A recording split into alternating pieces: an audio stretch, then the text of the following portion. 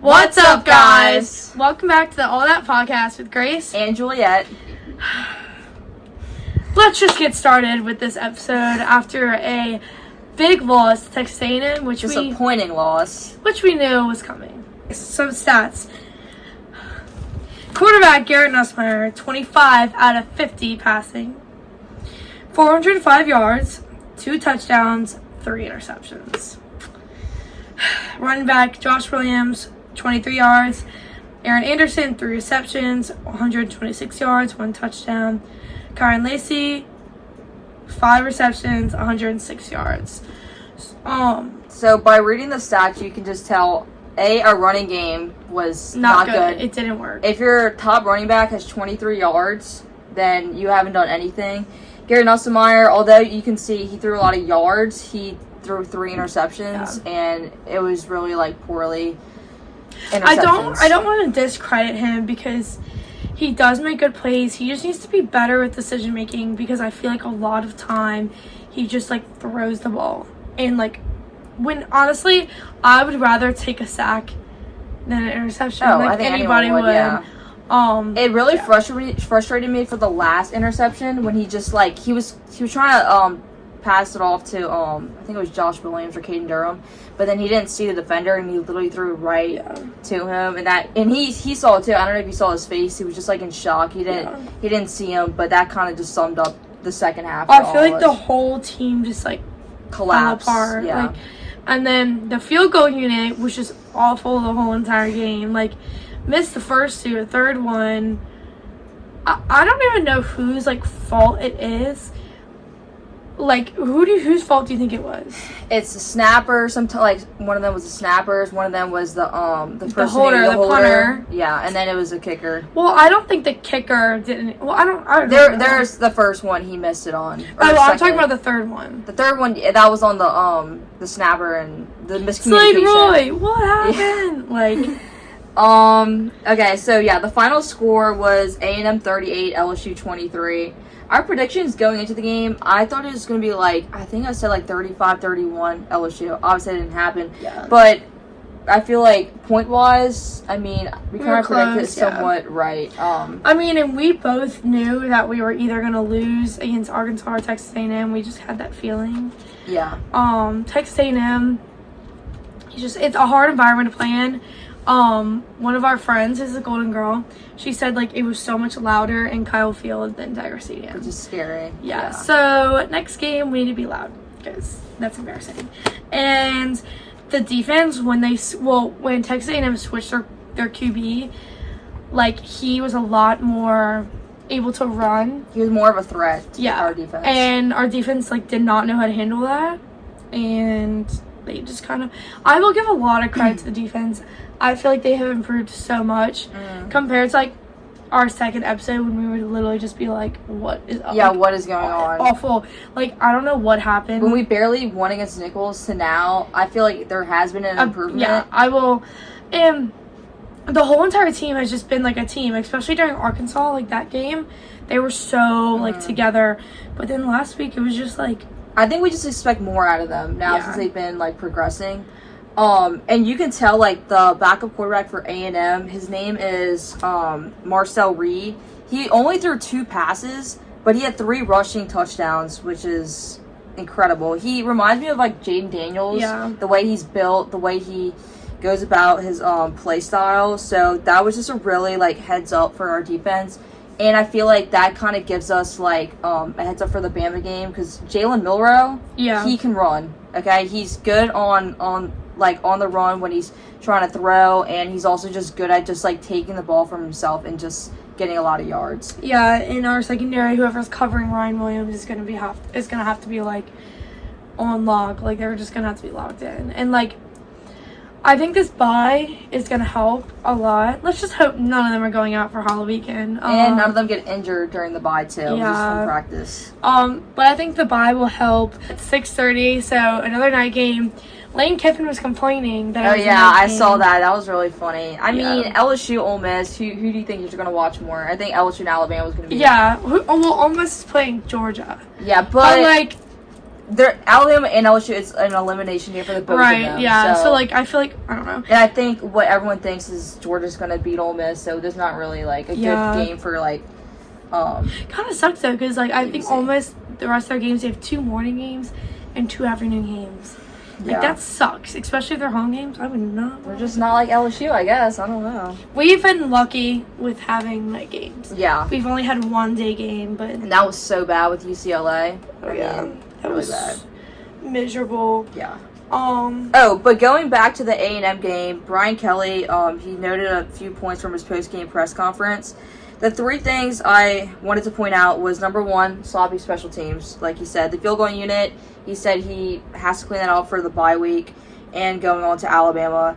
Garrett just can't throw 400 yards per game. He said we need a more balanced offense. We can't just rely on our quarterback, which means we need to progress in the run game. He thought we did, especially the Arkansas game, but it just did not produce in the A&M game. And his last thing was they need to, They need to execute better on the defensive side, especially with the running quarterback. Our defense just collapsed. And we really it showed that in the second half, especially when their starting quarterback got out of the game. The first half, we did really well. We only allowed 7 points. And going into half, it was 17-7. I mean, we were doing really well. Yeah. They just... It's like what we talked about last week. Brian Kelly said they just fall apart in the third quarter. Yeah. And they did exactly that. I just think Texas A&M had a much better mindset, especially going into halftime. They were like, we need to win this game. Mm-hmm. And LSU just did not have that mindset. I feel like last week we talked about they had a perfect mindset for the game, and like this time, where was it? And I like going back on what you said. I think home field advantage is such a big impact for SEC games, and Kyle Field just really showed it on Saturday. Yeah. I feel like that's it to wrap up A&M, but we obviously have a bye this week, so you can't really talk much about that. But I mean, I think they're going to improve the running game, the defense, and how they operate with a running quarterback. To look out with Jalen Milroe, and I'm hoping we do well in that game. Yeah. It's the biggest game of the year. I mean, I think they need to go into this bye, practice. They just need to. I feel like they are so what's the right word for it? They're also athletic. They have the ability to beat Bama. Mm-hmm. It's just sometimes they're just inconsistent. Yeah. And I think the offense is inconsistent a lot too recently. Yeah. And I think going to the season, I thought we were either going to lose against Ole Miss or A&M. Yeah. I'm shocked to beat Ole Miss, but A&M, you never know with them. They're such a big rival for us, especially on the road too with Kyle Field. And I felt like the Alabama game, that was going to be the pivotal point. All right, what are we going to do? It's all or nothing for that game. And it is. Yeah, so it's also stressful because it's on my birthday, guys. Yeah, it is. The game is on my birthday, so it's going to be a little. And then before the Texas game, they were getting chippy. They were oh yeah, fighting. that was funny. Yeah. I had a bad feeling about the game. I would send TikToks to Julia, and when I saw they were wearing their all black uniforms, I'm like, we're cooked. I loved their uniforms. I thought it was so yeah, clean. They're very unique. I'm kind of tired of the all white. I feel like we've been wearing it a lot. Yeah, but yeah, I don't know. Yeah. But that's it for the game. Can't really talk much because there's a bye week. Yeah, we'll talk more about the Alabama game next episode. Yeah. And then this week is Halloween. Is that how you call it? Halloween on Thursday. Halloween weekend. So when this episode gets released, it'll be Halloween. It's gonna be a long week. It's gonna be a long week. It's only Tuesday. Yeah. I have work to do. But it's gonna be a lot of fun though. It's our first weekend for college weekend for Halloween, and everyone says it's one of the best nights of the years. So I'm looking forward to that because there's just a lot of events to do every single night. Stressful, but we're really excited for Halloween. We're going to see Juicy J and Sean Kingston on Saturday. Hopefully. Yeah. Fingers crossed. Oh, why don't you talk about the Taylor Swift concert? Oh yeah, went to the Taylor Swift concert this weekend. It was so good. I've been before, but It was really good. Like, my surprise songs were really good too. I was happy because, like, I get scared like I'm gonna get one that's like I don't know as much. I was like, I don't know, because you everybody wants their favorite song. It's just such a tiring concert. Like, at the end, like the last album, you're like, best believe I'm so, like, you're trying to stay awake because you're so tired because you're standing for so long. Like, you can sit, but we only sat like in between. Because she would, like, have to go change. So we just, like, sat in between. No, yeah, you went for night 1, and then Sophie, our roommate, went for night 2. Yeah. Which Sabrina Carpenter came out, which was really, really, like, shocking. And then my sister went for night 3. They all said all 3 nights were just, like, incredible. And they were all, like, Gracie Abrams, she was the opener. Sabrina Tara, like, they were like, bro, New Orleans is so, like, loud. And, like, why does no one come to New Orleans? I don't know. I don't understand. It must be, like, money. Crime.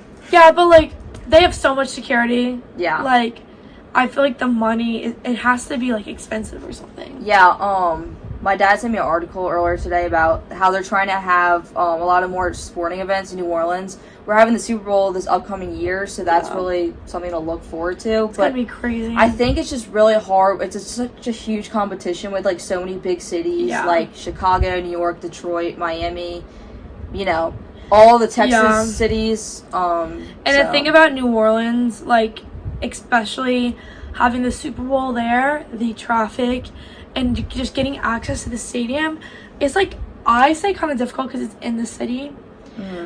Where, like, a lot of, like, I talk to people, like, my friends in college, like, from different places, they're like, when I go to, like, a Philly game, like, there's so much parking because it's just, like, the stadium and an empty, like, field. Yeah. And you have parking all over. I feel like New Orleans is, like, such a crammed city, too. It is. Like, when I go to places like, for example, Dallas or Houston, it's more spread out, so you have, like, it's just, like, part of the, like, style and architecture. Yeah, I like it, though. Yeah, I mean, I feel like that's why I also like New York, because it's all crammed. Like, everything's in one area. Never been to New York. Yeah, you have to go.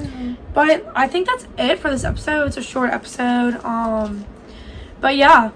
And also, we're planning on bringing the mics back for interviews for the Bama game. I'm sorry we didn't do it last time. We just forgot to bring them. So we're excited for that. And I feel like that's it for today. This has been Grace and Juliet. See y'all next time. Bye. Hey guys, thanks for watching today's episode. Make sure to like, comment, subscribe. If you have any thoughts, questions, or concerns, email at allthatpodcast12@gmail.com. Or drop a comment on this video or DM us at our Instagram, allthatpodcast. See you next time. Woo!